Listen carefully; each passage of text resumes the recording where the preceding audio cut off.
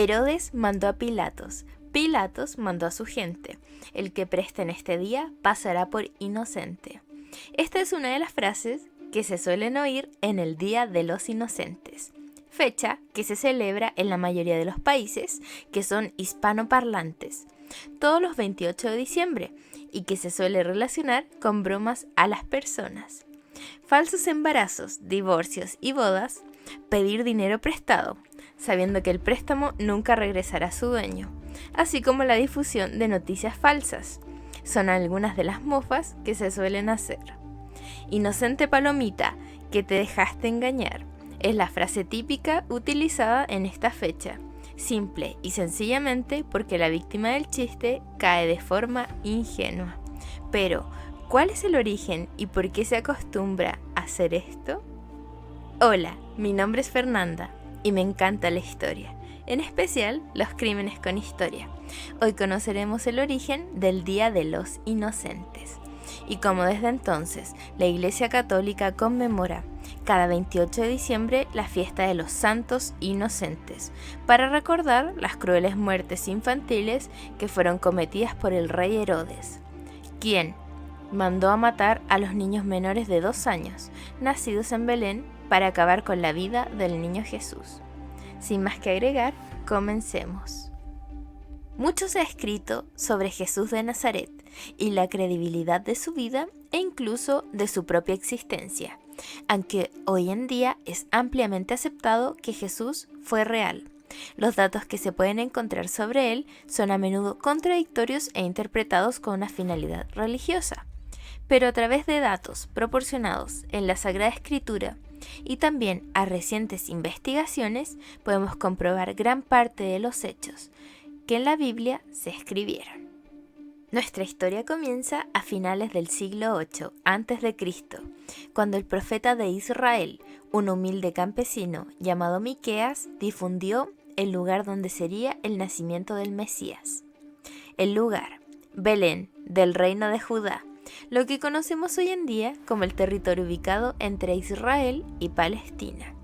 La profecía pertenece a los libros del Antiguo Testamento y dice: «Y tú, Belén, tan pequeña entre los clanes de Judá, de ti me nacerá el que debe gobernar a Israel. Y tú, Belén, tierra de Judá, ciertamente no eres la menor entre las principales ciudades de Judá, porque de ti surgirá un jefe que será el pastor de mi pueblo, Israel». Pasaron los años y en Jerusalén comenzó a cobrar forma la profecía. Durante las 4 últimas décadas del siglo I a.C. gobernó Herodes I, o también conocido como Herodes el Grande, quien reinó sobre el pueblo judío generando un enorme derramamiento de sangre. Roma hace años había hecho súbdita a la antigua Judea y designaron como monarca para los judíos a un rey árabe. Herodes descendía de una familia enemiga tradicional de los judíos y presentaba muy poco respeto hacia las leyes de la religión y las costumbres de su pueblo.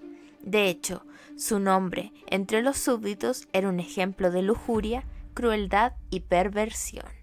El monarca era un asiduo polígamo que contaba con un amplio harén repleto de mujeres.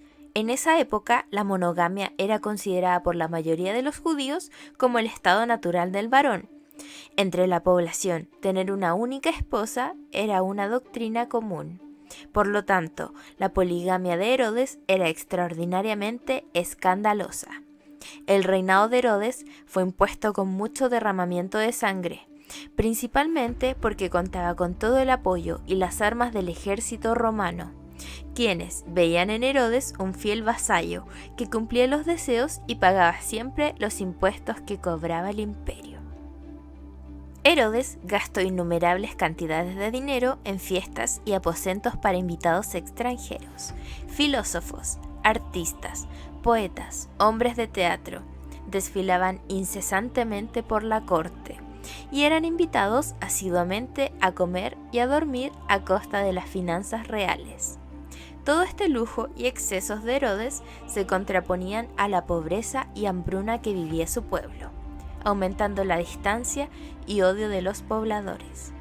Durante el reinado de Herodes se derrocharon cuantiosas sumas de dinero, y la presión por pagar impuestos a la deuda con Roma era muy grande, por lo que se vivieron saqueos a tumbas sagradas. Incluso se llegó a saquear la tumba del rey David, que contaba con regalos y ofrendas funerarias. Profanando tumbas fue como se apoderó de monedas y objetos preciosos que fueron entregados a Roma, en donde fue destacado y felicitado por su eficaz obra administrativa. Herodes, durante su reinado, organizó luchas de gladiadores, construyó diversos templos paganos y además, por las noches, se multiplicaban los festines y las bailarinas extranjeras, que eran casi más abundantes que los comensales, y con ellas las orgías y el desenfreno. Fue un gobernante tiránico y sumamente perverso que estaba obsesionado con la conservación del poder. De hecho, muchos autores lo describen como un ser patológicamente celoso de su poder, y es hasta el día de hoy sumamente estudiado, ya que varios de sus familiares fueron asesinados por orden suya.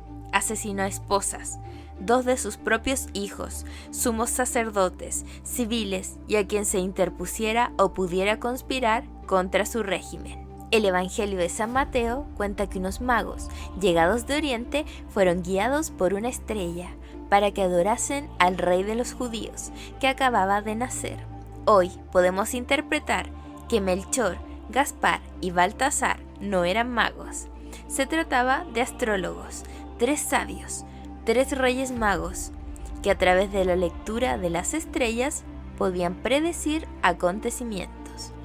De acuerdo con el relato en el Evangelio de Mateo, tras el nacimiento de Jesús, los 3 reyes magos y sabios de Oriente vieron una estrella en el este que les indicó que iba a nacer el rey de los judíos.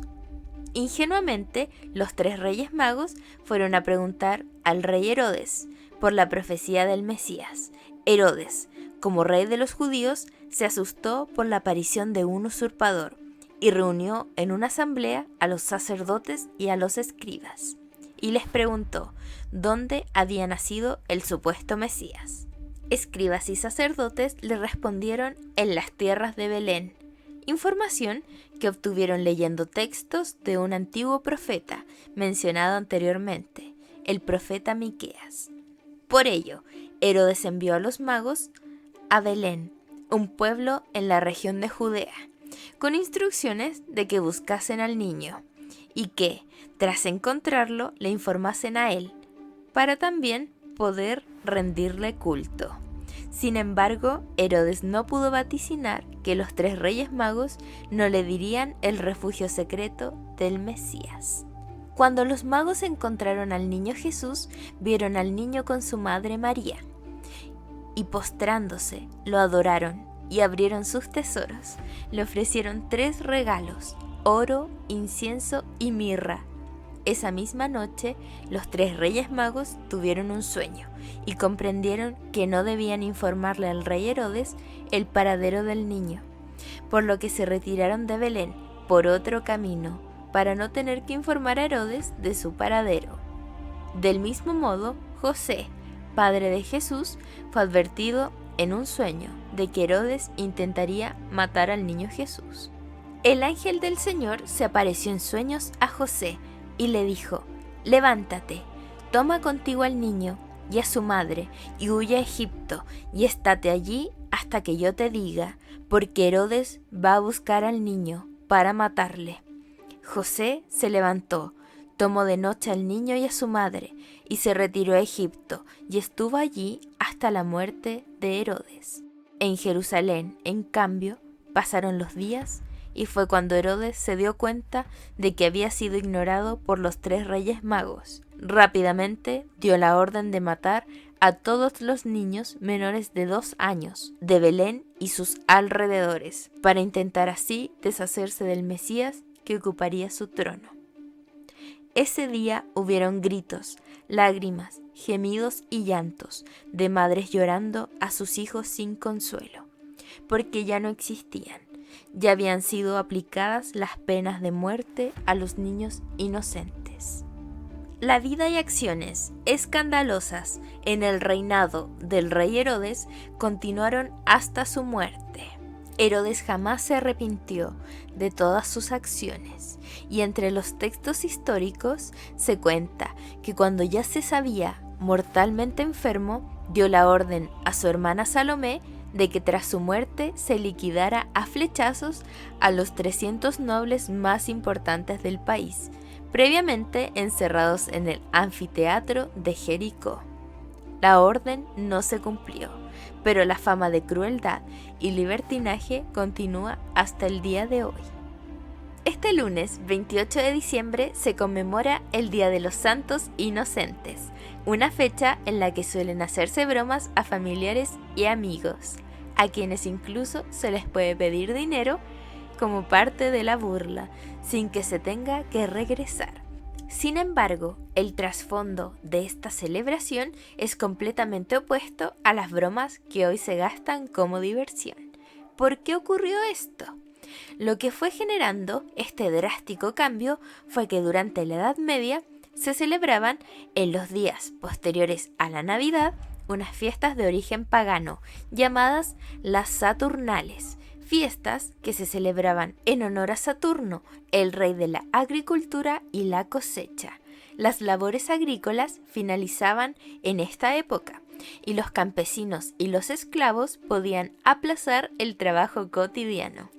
Como ocurre actualmente en la Navidad, las personas, sin importar su estrato social, comenzaban a visitar a sus familiares y amigos, intercambiaban regalos y celebraban grandes banquetes públicos. Durante estas fiestas, que se prolongaban durante 7 días, los esclavos gozaban de una gran permisividad y podían vestir las ropas de sus señores y ser atendidos por estos, sin recibir ningún castigo. Razón por la cual en las clases populares se entregaban a todo tipo de bromas, diversiones y locuras. Las autoridades eclesiásticas, ante la imposibilidad de erradicar estas tradiciones populares, las adaptaron al calendario cristiano, fusionando el Día de los Santos Inocentes con las Saturnales y la Fiesta de los Locos. La Fiesta de los Locos era una celebración de clérigos, diáconos y sacerdotes que se celebraba en algunas iglesias durante el oficio divino, llena de sacrilegios e impropiedades. La iglesia no condena las bromas, pero pide respetar la memoria de aquellos niños que murieron en nombre de Jesús. Fue así como estas 3 celebraciones se unieron en un solo día, el 28 de diciembre de cada año. De esta forma, y dependiendo del país donde te encuentres, es la forma en la que celebramos este día. En algunas zonas de América es importante no prestar ningún bien, sea objeto o dinero, pues el prestatario es libre de apropiarse de los bienes. En Venezuela se celebra una festividad religiosa conocida como las Zaragozas, donde personas inician correrías por las calles con máscaras y trajes de múltiples colores, interpretan correrías y danzas que van representando la locura de las madres que perdieron a sus hijos en aquel momento. En México se celebra en casi todo el país. Aunque no es un día feriado, se toma como una de las festividades más importantes de la religión. Cada iglesia la celebra a su manera y se le ofrecen regalos y comidas al niño Jesús. Las ofrendas pueden ser variadas, desde prendas para vestirlo hasta dulces, pan, entre otras cosas. También, ese mismo día se torna un poco burlístico en la noche. La tradición dice que se hacen bromas a la gente y pueden variar desde bromas muy ligeras hasta bromas muy pesadas. En El Salvador, las personas provenientes de diferentes lugares del país traen desde la víspera carrozas o canastos con imágenes de niños, adornadas de diferentes maneras, como agradecimiento por algún favor recibido, en una colorida festividad a la que asisten cientos de personas. En toda España se celebra el Día de los Santos Inocentes, un día dedicado a las bromas y que desde el año 1995 finaliza con la gala Inocente Inocente, una gala benéfica destinada a recaudar fondos para diferentes organizaciones que se dediquen a tratar los problemas infantiles. Y finalmente, en Chile, Argentina, Perú, Bolivia, Uruguay, Ecuador, Colombia y Guatemala, además de la celebración bíblica realizada por los centros religiosos, la tradición es gastarle bromas o inocentadas a los desprevenidos, personas que ignoran la fecha. Por lo regular, las bromas son ligeras y no repercuten de forma negativa o vengativa.